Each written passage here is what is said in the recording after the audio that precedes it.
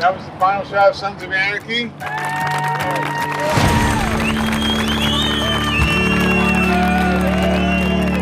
We just wrapped 10 minutes ago, and it hasn't quite sunk in that this thing has actually come to an end now, but it's just been such a beautiful experience.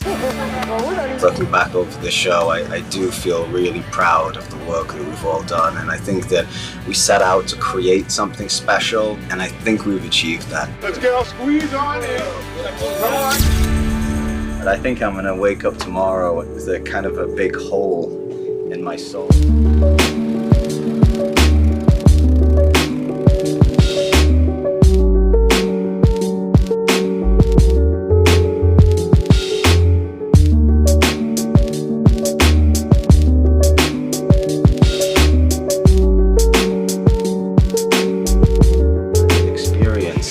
Brotherhood, loyalty, and family, you know, that's going to be in my heart forever.